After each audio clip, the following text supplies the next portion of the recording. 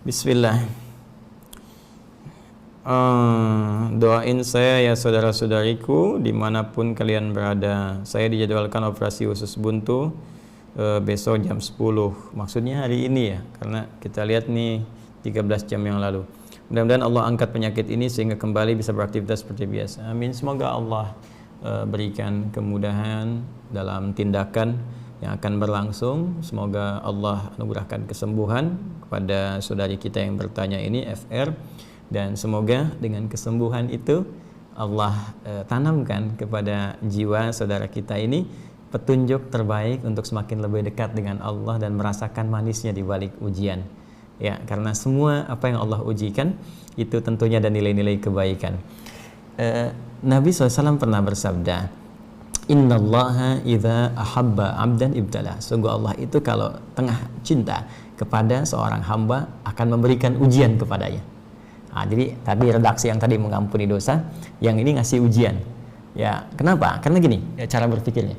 Orang itu kan kalau diuji, itu cenderung ingin cari solusi kan? Ya, kalau sedang punya masalah, ingin cari solusi kan?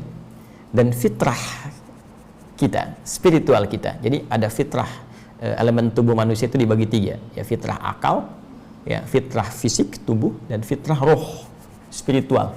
Ini inti hidupnya. Fitrah akal, ya, kalau nggak tahu pengen cari tahu, itu belajar. Karena itu Anda kalau dapat informasi terus pengen cari tahu, ya, nah, itu fitrahnya akal demikian. Ya.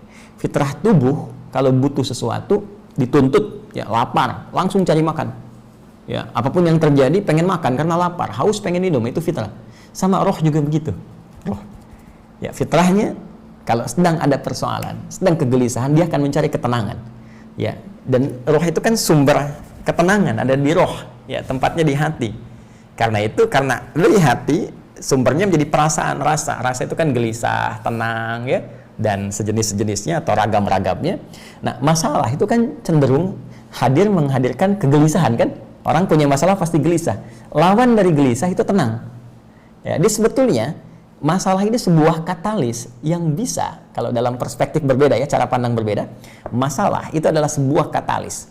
Ya, yang bisa dengan ini mendatangkan ketenangan secara cepat. Jadi kalau nggak ada masalah, bagaimana ketenangan itu bisa muncul? Karena itu cara memahami masalah itu begini, jangan dilihat problemnya. Lihat ini sebagai wasilah perantara untuk bisa mendatangkan ketenangan. Sebab kalau nggak ada masalah, kegelisahan nggak ada. Kalau gelisah nggak ada, nggak bisa mencari ketenangan. Persis seperti bersih nggak akan ditemukan kalau nggak nampak kotornya. Kan mustahil nyuci kalau kotorannya nggak ada.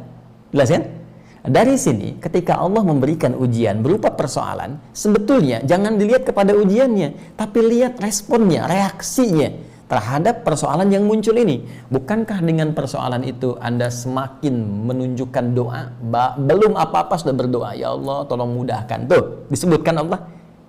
Tiba-tiba kalau semakin naik nih, ya, katalisnya semakin naik nih, katalisatornya naik masalahnya. Bukankah ditopang dengan amalan? Ya, selain hanya dengan lisan bentuk doa itu jadi amalan fisik, tiba-tiba tahajud kan, baca Quran. Ayo, siapa yang saat sedang punya masalah terus malamnya tahajud sambil nangis, ya? Siapa yang tiba-tiba rajin puasa mendadak soleh, ya? Terus siapa yang tiba-tiba baca Quran? Tapi ya ini jalan, dan dari satu kebiasaan itu ya baru tahajud, kemudian baca Quran, boleh jadi ini menjadi sebuah kebiasaan yang terus berlangsung dan dipertahankan. Dan ini yang menghadirkan cinta Allah Subhanahu wa Ta'ala. Di antara ujian yang biasanya menjadikan kita cepat mendekat kepada Allah, itu ujian sakit.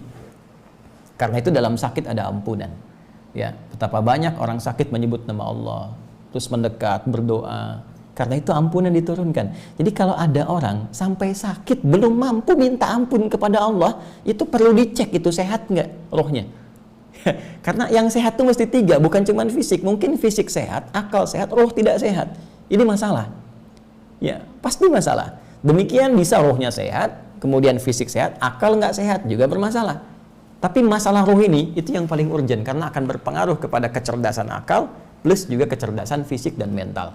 Ya, karena itu kita mendoakan saudara kita, dan doa bisa saling menguatkan satu dengan yang lainnya. Demikian kepada saudara-saudara kita yang lain yang tengah diuji pula.